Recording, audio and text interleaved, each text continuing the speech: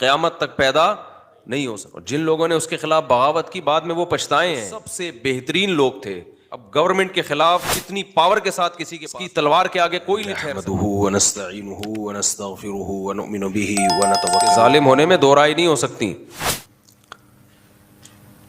لیکن ایک stable government تھی. بہرحال پوری دنیا میں اس نے اسلام کی حکومت دنیا کے بہت بڑے حصے میں کس طرح ایک اسٹیبل گورنمنٹ اس نے بنا دی تھی.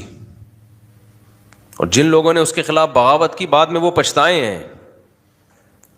علامہ ابن تیمیہ رحمہ اللہ تعالی نے لکھا کہ حجاج ابن یوسف کے خلاف جن لوگوں نے بغاوت کی تھی وہ اس وقت روئے زمین کے سب سے بہترین لوگ تھے. اس سے زیادہ بہترین لوگ اب قیامت تک پیدا نہیں ہو سکتے. تابعین تھے, محدثین تھے, بعض صحابہ بھی تھے اس میں.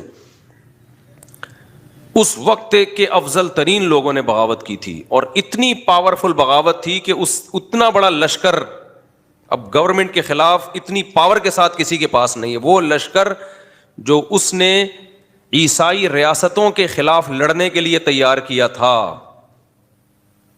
کہا جاتا ہے کہ اس سے پہلے کسی نے اتنا بڑا لشکر جو مرتب تاریخ ہے نا اس میں نہیں دیکھا, اور اتنا پاورفل. اس زمانے کے جتنے بھی جنگی آلات تھے ماڈرن, ان تمام آلات سے وہ لیس تھا وہ لشکر. عبد الرحمن بن اشعث کی قیادت میں وہی لشکر جو اس نے عیسائیت کے لیے ان کی ریاستوں کو ختم کرنے کے لیے تیار کیا, اور اس سے شام کا جو بادشاہ تھا عیسائی وہ لرزنے لگا تھا کہ اب میری خیر نہیں ہے, یہ رونتا ہوا چلا جائے گا, اس کی تلوار کے آگے کوئی نہیں ٹھہر سکتا. اسی لشکر نے بغاوت کی کس کے خلاف؟ حجاج بن یوسف کے خلاف.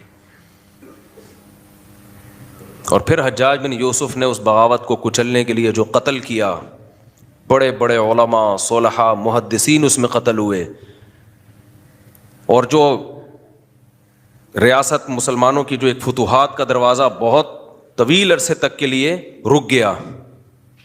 ان تجربوں سے علماء نے گزر کے کہا کہ اسٹیبل گورنمنٹ ہو, بے شک وہ ظالم کی ہو, آپ اس کو ٹھیک کرنے کے چکر میں ایسا نہ ہو کہ اس سے بھی جائیں آپ.